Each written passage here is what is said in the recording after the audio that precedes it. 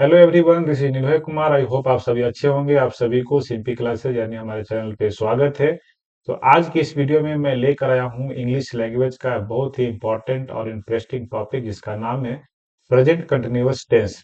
इस class video से पहले मैं अब तक टेंस का 2 वीडियो अपलोड कर चुका हूँ, तो मैं आप सभी को रिकमेंड करना चाहूंगा कि ये वीडियो देखने से पहले आप लोग मेरे द्वारा अपलोड किए गए पहले के 2 वीडियो को जरूर देख लें, ताकि ये क्लास आपको अच्छे से समझ में आ जाए। इस वीडियो को अंत तक जरूर देखें। तो आइए आज की क्लास को स्टार्ट करते हैं। Now let's start the class. See students, अभी मैं आपसे बात कर रहा हूँ। I am talking to you now. आप इस वीडियो को देख रहे हैं। You are watching this video. क्या आपने नोटिस किया? ये सब काम अभी इसी समय हो रहे हैं।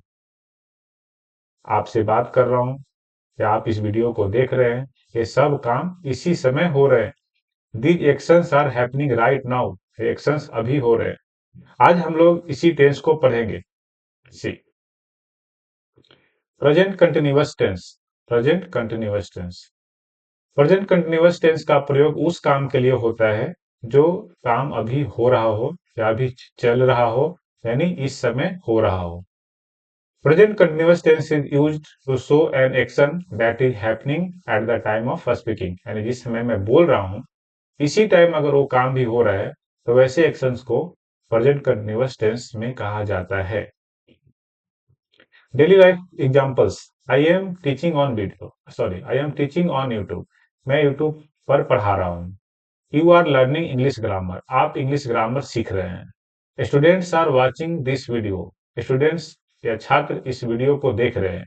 ये सब डेली लाइफ एग्जांपल्स है प्रेजेंट कंटिन्यूअस टेंस का। See how to identify Hindi sentences of present continuous tense. देखिए, ये काफी इंपॉर्टेंट है, क्योंकि आप हिंदी सेंटेंस को कैसे पहचान पाएंगे ताकि उसका इंग्लिश ट्रांसलेट ट्रांसलेट कर पाए। तो हिंदी सेंटेंस को पहचानने का तरीका है, बहुत ही सिंपल है। The sentence ends with the sentence ends with रहा है, रही है, रहा है, रही है, रहे हैं, रहा हूं, रहा हूं, रही हूं, etc। हिंदी सेंटेंस के अंत में जब रहा है, रही है, रहे हैं, रहा हूं, रही हूं लगा हुआ रहे हिंदी सेंटेंस के अंत में, तो आप ये समझ सकते हैं कि ये सेंटेंस प्रेजेंट कंटिन्यूअस टेंस में है। और इसका अगर ट्रांसलेट करना है, ट्रांसलेट इनटू इंग्लिश आपको करना है, तो आप प्रेजेंट कंटिन्यूअस टेंस का जो रूल्स है उसके अकॉर्डिंग इसे ट्रांसलेट कर सकते हैं। ठीक है। Next, how to identify English sentences of present continuous tense. English sentence identify करने का बहुत इजी तरीका है। सबसे पहले आपको किसी भी सेंटेंस में सब्जेक्ट के बाद am is are, am is या आर, ये तीनों में से कोई भी एक दिख जाए, और उसके बाद verb plus I N G, verb plus I N G, यानी इसको मैं बोलता हूँ V4, यानी वर्ब का फोर्थ फॉर्म ऐसा दिख जाए, बाद में कुछ ऑब्जेक्ट दिख जाए, तो आप समझ सकते हैं कि ये प्रेजेंट कंटिन्यूअस टेंस का सेंटेंस है। जैसे लिखा हुआ है she is singing, she is singing. तो सी सब्जेक्ट है, उसके बाद देखिए इज का यूज आ गया, इज के बाद V4 वर्ब का फोर्थ फॉर्म। तो ये सेंटेंस किस टेंस का है? ये प्रेजेंट कंटिन्यूअस टेंस का सेंटेंस है। ठीक है। अगर इंग्लिश सेंटेंस लिखा हुआ तो अक्सर आपने देखा होगा कि वो सेंटेंस में नाउ, एट प्रेजेंट और एट द मोमेंट का यूज किया हुआ रहेगा, यानी कि जिस सेंटेंस में नाउ का यूज किया हुआ है तो जनरली वो प्रेजेंट कंटिन्यूअस टेंस का ही होता है। उसी तरीके से एट प्रेजेंट भी यूज होता है और एट द मोमेंट भी यूज होता है। तो ये वर्ड्स को देखकर भी आप सेंटेंस को आइडेंटिफाई कर सकते हैं कि ये सेंटेंस प्रेजेंट कंटिन्यूअस टेंस का है। ठीक है। ठीक है। अब देखिए, am is are, use of am is are, any sentence में भी जस्ट मैंने बताया कि प्रेजेंट कंटिन्यूअस टेंस में एम इज आर का यूज होता है और भी फोर का यूज होता है। शॉर्ट, बहुत ही शॉर्ट में अगर आप जानना चाहें तो प्रेजेंट कंटिन्यूअस टेंस पहचानने का कि एम इज आर और प्लस भी फोर दिख जाए, तो आप समझ सकते हैं कि ये सेंटेंस प्रेजेंट कंटिन्यूअस टेंस का है। तो इसमें एम इज आर का यूज करना है, तो एम इज आर का यूज का भी रूल होता है। जैसे आई एक ऐसा सब्जेक्ट है जिसके साथ एम का यूज होता है, जिसका हिंदी होता है मैं। हिंदी क्या होता है? मैं। वी, वी मीन्स होता है हम लोग, तो वी के साथ भी आर का यूज करते हैं।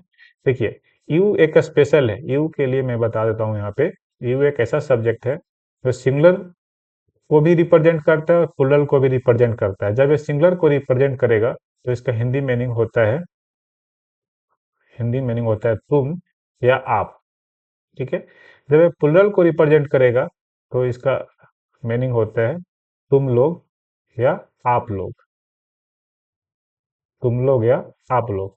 तो तुम लोग, आप लोग, इस सब के सेंस में आर का यूज करते हैं। यू के साथ आर का ही यूज होता है, ना कि सिंगुलर के लिए अलग और प्लूरल के लिए अलग। यू के साथ हमेशा आर का ही यूज किया जाता है। दे का मतलब होता है वे लोग।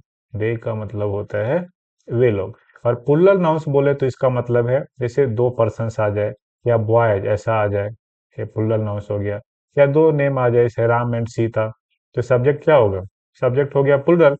सब राम एंड सीता के साथ क्या यूज करेंगे? आर का यूज करेंगे, ऐसा हो जाएगा। बॉयज के साथ भी आर का यूज करेंगे क्योंकि ये प्लूरल हो गया।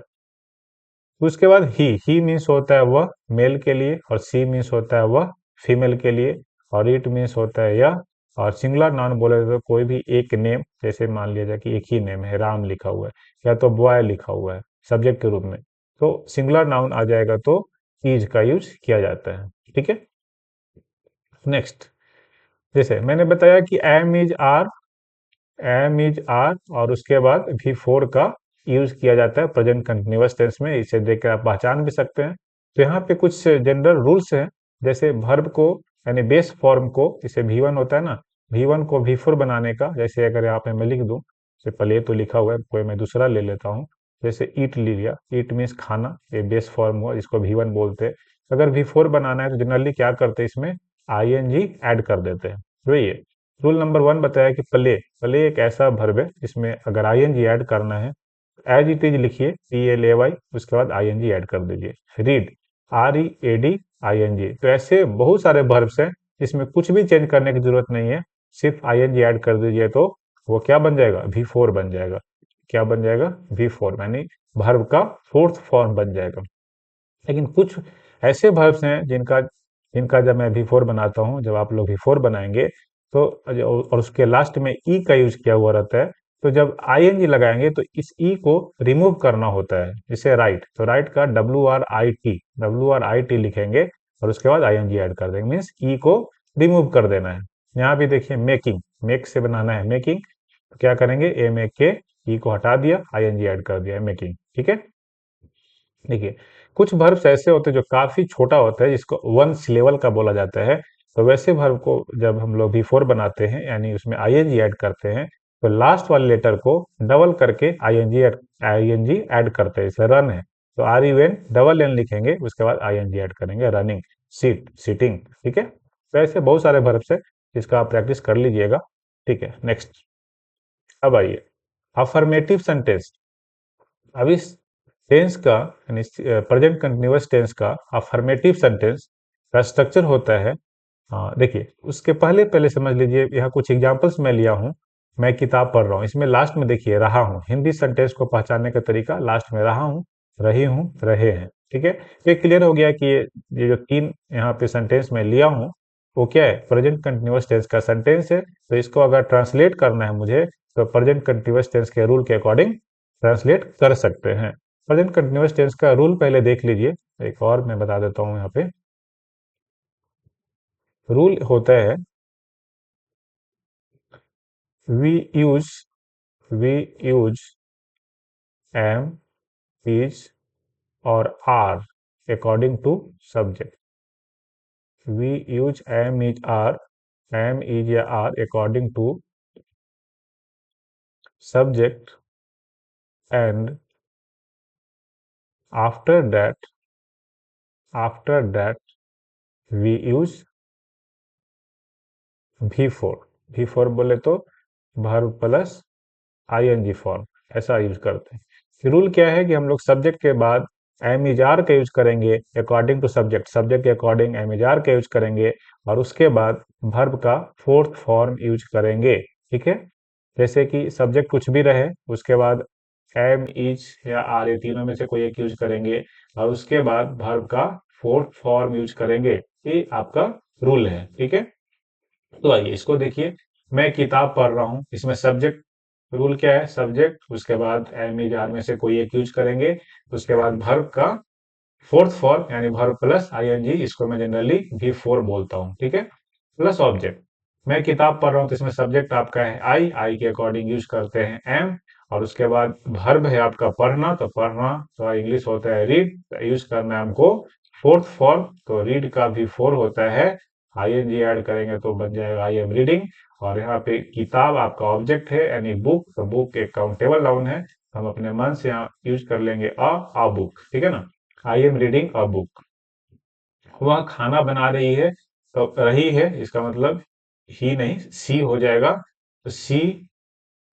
ठीक है, सी के साथ यूज करते हैं हम लोग इज और खाना बनाने के लिए होता है कुक, तो कुक का भी फोर हो जाएगा आपका cooking, she is cooking food. ठीक है, नेक्स्ट। वे क्रिकेट खेल रहे हैं, देखिए रहे हैं मतलब दे हो जाएगा, वे के लिए हो जाएगा आपका दे और दे के साथ यूज करते हैं आर, दे आर, उसके बाद लिख लेंगे हम लोग प्ले का भी four playing, playing cricket, they are playing cricket. ठीक है, CRICKET, they are playing cricket, right. Next, इसी टेंस का निगेटिव सेंटेंस वो सेंटेंस होते हैं जिसमें निगेटिव वर्ड्स का यूज किया हुआ रहता है, जनरली इसमें नॉट का यूज किया हुआ आपको मिलेगा। इसका स्ट्रक्चर हो जाएगा subject plus am is are और उसके बाद यूज कर लेंगे नॉट, बाकी सब चीज सेम रहेगा। यानी वी फोर है तो वी फोर यहाँ यूज करेंगे, सिर्फ हेल्पिंग वर्ब के बाद यानी एम इज आर के बाद नॉट का यूज कर लीजिए, बाकी सब चीज सेम रहेगा। ठीक है, जैसे मैं टीवी नहीं देख रहा हूँ, देखिए आइडेंटिफिकेशन भी वही है, लास्ट में रहा हूँ, रहा है, रहे हैं, ऐसा ही है ना। तो ठीक है, इसको ट्रांसलेट कीजिए। मैं टीवी नहीं देख रहा हूँ, तो यहाँ पे सब्जेक्ट आपका है आई के अकॉर्डिंग यूज करेंगे, इसमें से तीनों में से एम का यूज करेंगे, तो हो जाएगा आपका क्या हो जाएगा आई एम, और निगेटिव वर्ड है नहीं यूज किया हुआ है, तो उसके बाद यूज करेंगे नॉट, आई एम नॉट। और टीवी देखने के लिए होता है वॉच, तो वॉच का भी फोर हो जाएगा watching, I am not watching television, या टीवी भी लिख सकते हैं, ऐसा लिख सकते हैं। ठीक है, और या तो चलिए शॉर्ट फुल ही लिख देता हूँ, television, I am not watching television, मैं टेलीविजन नहीं देख रहा हूँ, मैं टीवी नहीं देख रहा हूँ। वह स्कूल नहीं जा रहा है, यहाँ पे सब्जेक्ट आपका है ही, क्योंकि रहा है, रही रहता तो सी लिखते ही, उसके ही के साथ यूज करते हैं इज के बाद आपको यूज करना है नॉट, क्योंकि सेंटेंस है निगेटिव, और उसके बाद जा रहा है यानी जाना का भी फोर होता है going, he is not going to a school, he is not going to school, school के पहले टू प्रीपोजिशन का यूज किया जाता है। ठीक है, हम अभी पढ़ाई नहीं कर रहे हैं, हम अभी पढ़ाई नहीं कर रहे, तो इसका हो जाएगा हम के लिए आप यूज करेंगे वी के साथ यूज करते हैं आर, तो वी आर नॉट, पढ़ाई करना का होता है स्टडी, तो स्टडी का भी फॉर हो जाएगा studying, we are not studying studying now, अभी का हो जाएगा now, we are not studying now. Negative sentence आपने देख लिया। नेक्स्ट, इंट्रोगेटिव सेंटेंस को यस नो क्वेश्चंस भी बोलते हैं, क्योंकि इसका आंसर यस या नो में आता है, इसलिए इसे यस नो क्वेश्चंस बोल देते हैं। यस नो क्वेश्चन में कुछ भी नहीं करना है, आप हेल्पिंग वर्ब को स्टार्टिंग में ला दीजिए। अफर्मेटिव का, जैसे अफर्मेटिव क्या था, subject plus am is are था, तो एम इज आर को पहले लिख दीजिए, उसके बाद सब्जेक्ट को लिखिए। ठीक है, तो एम इज आर को पहले लिख देना है, उसके बाद सब्जेक्ट लिखना है, उसके बाद वर्ब प्लस आईएनजी, मिस इसका मतलब है बिफोर प्लस ऑब्जेक्ट, और at the end we must put question mark, यानी क्वेश्चन मार्क जरूर लगाना है, क्योंकि ये इंट्रोगेटिव सेंटेंस है।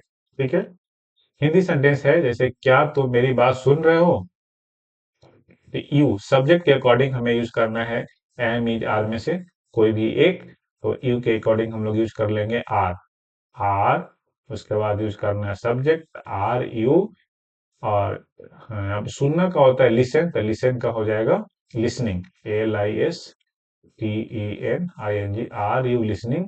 और मेरी बात का होता है to me, are you listening to me, और लास्ट में लिखेंगे question mark. Are you listening to me means क्या तुम मेरी बात सुन रहे हो, क्या वह नाच रही है, वह सब्जेक्ट है आपका वह, इसका इंग्लिश हो जाएगा सी। तो सी के अकॉर्डिंग हम लोग यूज करेंगे इज, इज सी, उसके बाद before dancing, is she dancing, question mark, right. क्या मैं सही बोल रहा हूँ? तो देखिए सब्जेक्ट है आपका आई, तो आई के अकॉर्डिंग यूज करना है हमको am I speaking, am I speaking correctly, या करेक्टली हो जाएगा, I am speaking correct, am I speaking correctly, question mark लगाएंगे। ठीक है, ठीक है। तो इंट्रोगेटिव सेंटेंस में क्या करना है, हेल्पिंग वर्ब्स को आगे कर लेना है और लास्ट में क्वेश्चन मार्क का यूज जरूर करना है, ये बात ध्यान रखनी है। उसके बाद आता है डब्ल्यू एच वर्ड्स, जिसको डब्ल्यू एच क्वेश्चन भी बोलते हैं। ये भी क्वेश्चन रहेंगे, लेकिन इसमें डब्ल्यू एच वर्ड्स रहेंगे, what, where, when, why, who, how, ETC का यूज होगा। जैसे इसका स्ट्रक्चर की बात करें तो स्ट्रक्चर हम लोग लिख सकते हैं ऐसे, डब्ल्यू एच वर्ड्स पहले आएगा, जो भी रहेगा वो लिखेंगे पहले, उसके बाद लिख लेंगे हम लोग एम इज या आर, उसके बाद लिख लेंगे सब्जेक्ट, उसके बाद लिखेंगे वर्ब का फोर्थ फॉर्म प्लस ऑब्जेक्ट और क्वेश्चन मार्क। ठीक है, ये आपका स्ट्रक्चर है। वे मुंबई क्यों जा रहे हैं, देखिए इसमें क्वेश्चन वर्ड है आपका, यानी डब्ल्यू एच वर्ड है क्यों, क्यों का इंग्लिश होता है व्हाई, व्हाई। ठीक है, उसके बाद वर्ब का यूज करना है अकॉर्डिंग टू सब्जेक्ट, इसमें वर्ब क्या है, सॉरी वर्ब का यूज करना है अकॉर्डिंग टू सब्जेक्ट, यानी वर्ब का यूज एक सब्जेक्ट के अकॉर्डिंग करना है। तो सब्जेक्ट इसमें क्या है, सब्जेक्ट है वे, तो वे के लिए हम लोग आर का यूज करते हैं वे के साथ, वाई आर दे, उसके बाद लिखना है सब्जेक्ट, क्वेश्चन वर्ड लिख दिया वाई, ये तीनों में से यूज कर लिया आर, उसके बाद लिख दिया सब्जेक्ट। ठीक है, उसके बाद लिखना है वर्ब, जाना, why are they, V four तो यूज करना ही है, कंटिन्यूअस मतलब वी फोर आएगा ही आएगा, why are they going to Mumbai, why are they going to Mumbai, ये आपका ट्रांसलेशन हो जाएगा। आप वहां कब जा रहे हैं, ये देखिए इसमें डब्ल्यू एच वर्ड आपका है कब, कब का इंग्लिश होता है वेन। ठीक है, उसके बाद यूज करना है helping verb, helping verb according to subject, आप, आपके अकॉर्डिंग क्या हो जाएगा, बोलिए, आपके अकॉर्डिंग हो जाएगा आर, वेन आर यू जा रहे हैं, यानी going, when are you going, वहां एक ऑब्जेक्ट जैसा है there, when are you going there, ये हो गया आपका ट्रांसलेशन। ठीक है, राम और उसका दोस्त क्या खा रहे हैं, देखिए क्या खा रहे हैं, क्या का इंग्लिश होता है व्हाट, तो लिख लिया मैंने व्हाट, और उसके बाद यूज करना है एम इज आर, तो एम तो होगा नहीं क्योंकि सिर्फ आई के साथ होता है, मैं रहता तब होता, इज होगा कि आर होगा ये देखना है। तो सब्जेक्ट इसमें है राम और उसके दोस्त, यानी राम एंड हिज फ्रेंड्स, क्या आ गया, राम एंड हिज फ्रेंड, तो मोर देन वन हो गया, यानी प्लुरल नाउन्स हो गए, तो प्लुरल नाउन के साथ हम लोग यूज करते हैं आर, तो why are Ram and his friend, why are Ram and his, देखिए पेन में कुछ गड़बड़ी हो गया, तो Ram and his friend, why are Ram and his friend, यहां तक लिख दिया, डब्ल्यू एच वर्ड लिख दिया, हेल्पिंग वर्ब का यूज कर लिया, सब्जेक्ट भी लिख दिया, उसके बाद क्या लिखना है वर्ब, क्या खा रहे हैं, खा रहे, why are, sorry what are Ram and his friend eating. ठीक है, क्वेश्चन मार्क ये आपका हो गया। ठीक है, नेक्स्ट, इसी में अगर आपको निगेटिव बनाना होता है, कभी कभी क्या होता है निगेटिव बनाना हो जाता है, तो निगेटिव कैसे बनाएंगे, ये तो आपका कलर चेंज करना पड़ेगा यहाँ पे, एक minute.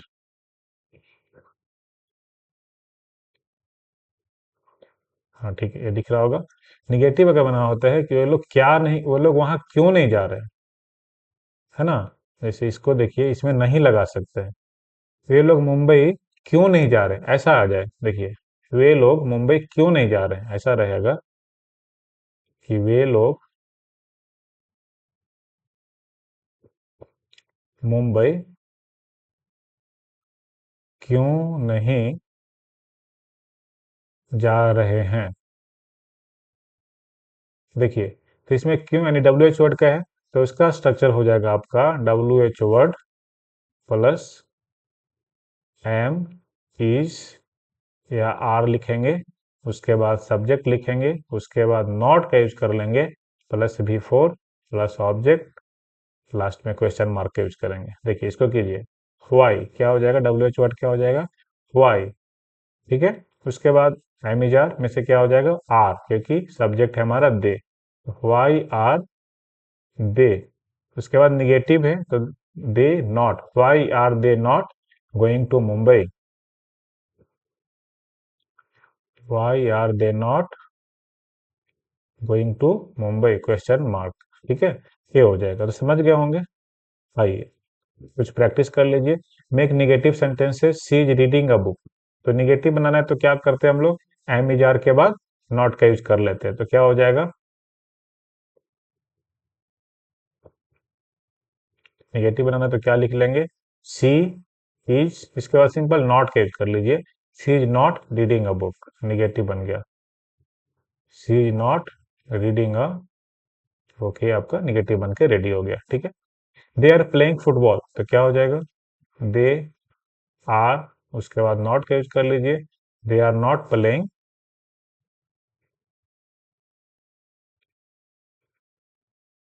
They are not playing playing football. ठीक है, आई एम वॉचिंग टीवी, तो क्या हो जाएगा इसका नेगेटिव, आई एम नॉट